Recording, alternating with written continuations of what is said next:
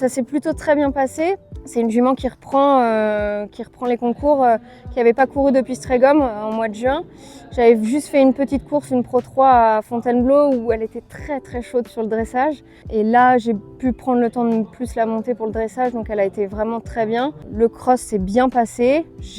On a senti que j'avais pas trop pratiqué de cross depuis un moment. Du coup, j'ai réassuré 2-3 abords, c'est pour ça que j'ai pris du temps. C'est vraiment pas une jument qui prend du temps normalement. Et puis le CSO, à Valognes, comme à son habitude, qui saute très très bien et qui est sans faute. Premier titre, et puis voilà, je voulais faire la Pro 2 pour la remettre en route et je me suis dit que ce serait sympa d'essayer de jouer pour le titre de championne de France de Pro 2. J'ai une jument qui a quand même beaucoup plus de métiers.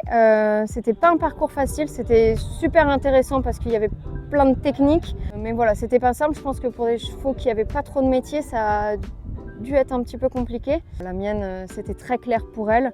Le sol était juste parfait. C'est toujours très bien monté. Toutes les épreuves grands nationaux sont toujours très très bien montées. Donc même si c'est technique, c'est clair pour les chevaux, quoi.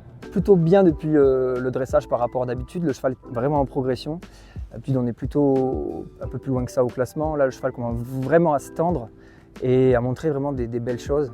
Du coup, déjà, test de dressage pour lui en amélioration. Cross, maintenant, il commence vraiment à être très sérieux et vraiment très bon sur ce test-là. Il a fallu quand même un peu se bouger le temps n'était pas facile à faire, mais il a vraiment une grande galopade, donc pour lui, c'est quelque chose de facile. Et puis le CSO, il n'a pas fallu craquer. On a bien géré, mais c'est un très bon sauteur, donc il n'y a plus qu'à exploiter sa bonne qualité, quoi. Je suis aussi moniteur d'équitation et donc ça, j'ai un peu laissé tomber ce côté-là pour après faire vraiment que de la maréchalerie. Et c'est assez facile. Ça me permet de m'organiser justement pour la compétition. Quand je donnais des cours à côté, c'était compliqué parce que je donnais des cours pendant les compétitions, j'arrivais pas à tout faire. Et encore une fois, je remercie mon père qui m'aide pour les chevaux à la maison au quotidien, qui fait un peu le travail d'écurie avec ma femme aussi, Laure. Moi, j'arrive le soir, j'essaie de finir pas trop tard, je fais des journées continues. Et puis on monte les chevaux le soir et on essaie de s'organiser pour les concours au mieux. Le point principal, s'il fait beau, tout le monde est content. Là, quand il pleut, c'est plus compliqué. Quand il neige, comme c'était le cas il y a 2 ou 3 ans. Mais comme c'est ma première organisation de Grand National, Master Pro de surcroît, et c'est parfait. Ça a relâché tout le monde et on a eu une belle compétition, un beau sport. Ce titre, il me tenait à cœur pour beaucoup de choses. Petit clin d'œil à Astier, qui s'est fait mal il n'y a pas longtemps, qui a été peut-être le premier là, dans ces derniers jours, en disant vas-y là-bas et tu vas nous la ramener. C'est vrai que quand on a quelqu'un comme ça qui y croit, ça motive d'autant plus. Pour Gérard et pour Camille, on va être futurs parents dans 10 jours et pouvoir dire à mon gamin, 3 fois champion de France, c'est pas rien, quoi, c'est chouette. Donc, je suis vraiment soulagé, ravi, ça me tenait à cœur et puis surtout ça me tenait à cœur de rendre ce titre à d'Armagnac parce que l'an dernier je l'ai vraiment laissé tomber au pain sur le cross et le cheval il mérite. On l'a vu ça hier, c'était un parcours en le marchant, c'était clair ce qu'il y avait à faire, c'était assez évident. Par contre c'était intense du début à la fin. On sait que Pompadour avec sa topographie, déjà rien qu'une épreuve à 550 mètres minutes, c'est hyper dur à faire. On a vu ça rien que sur la Pro 2, il y a un seul maxi sur la Pro 2 également.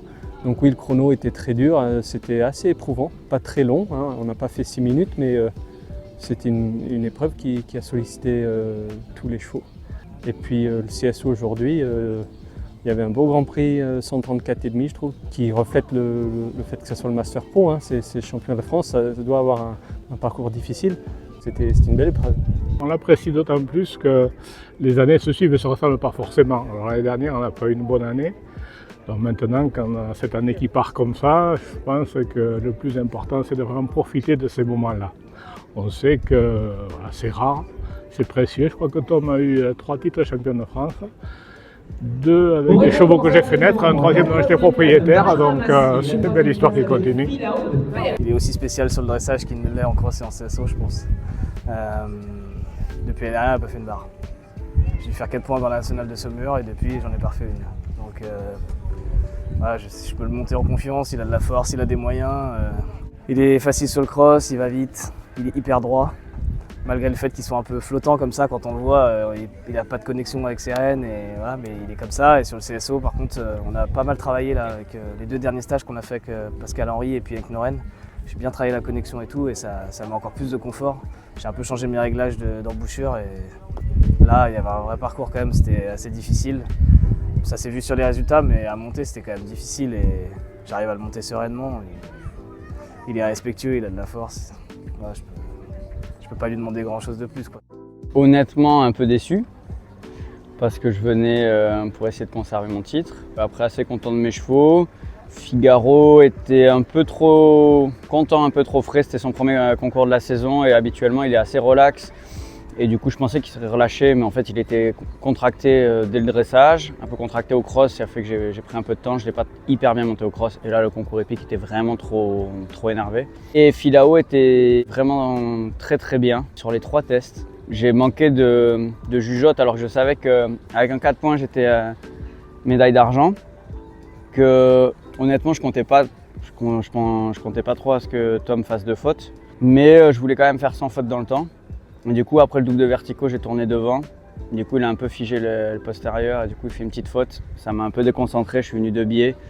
Et après, j'avais pas le tracé que je voulais et j'ai fait une énorme georgette. Voilà. Donc, je peux vraiment pas lui en vouloir et je peux m'en prendre qu'à moi. Et voilà, et ce petit manque et qui, je pense, me coûte un peu cher.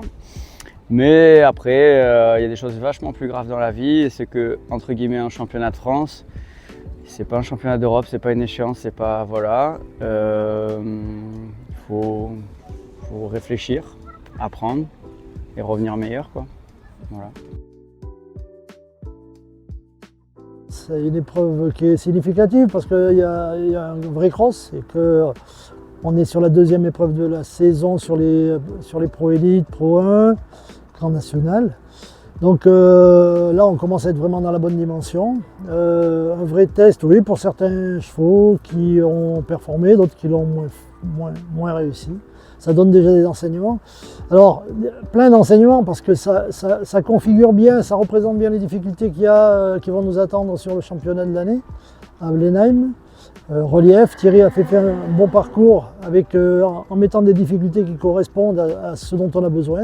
C'était technique. On l'a vu technique dans la Pro Elite, dans la Pro 1, mais dans la Pro 2. On l'a vu technique sur toutes les épreuves, mais sans obstacle trop difficile, mais en ayant une vraie obligation de pilotage. Et ça, c'est super. Je pense que les chevaux n'ont pas souffert. On avait un super terrain. On a eu une chance inouïe. Terrain idéal avec un sol très bon. Il a plu au bon moment, il a fait soleil au bon moment, ça c'était bien. Donc bonne organisation, des parcours significatifs. Saut d'obstacle, mais un saut d'obstacle qu'on a vraiment mis dans la difficulté. Saut d'obstacle difficile, alors il y a plein de raisons. On est sur le championnat, on est dans un contexte dans lequel le saut d'obstacle devient de plus en plus important lors des grandes échéances. Avec un saut d'obstacle, je dirais, moderne.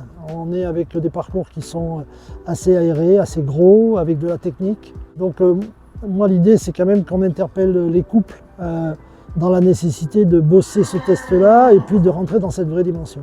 Je garde en tête le fait qu'on sera sur de l'herbe à la fin de l'année et que si on retrouve ce qu'on a eu à Pratoni il y a 2 ans au championnat du monde, eh bien, on sait très bien que ça va être un parcours difficile.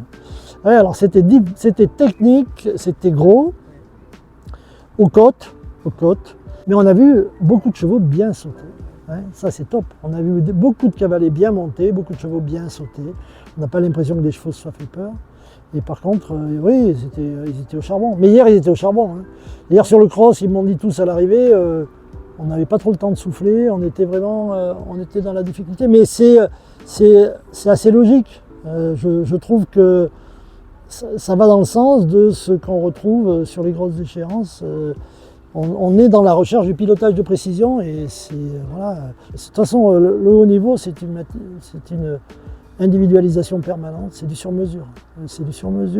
Et en plus, on a deux athlètes et quand il y en a un qui est debout, l'autre ne l'est pas forcément. Vous avez vu, on a Astier qui en ce moment, il essaie de se remettre d'aplomb. Voilà, c'est comme ça. Je sais qu'il y a plein de gens qui rêvent de faire badminton et je le comprends, moi j'ai été dans la même logique. Il y a aussi, et ce que j'expliquais aux gars, qu'il y a la nécessité de soigner l'image de l'équipe de France.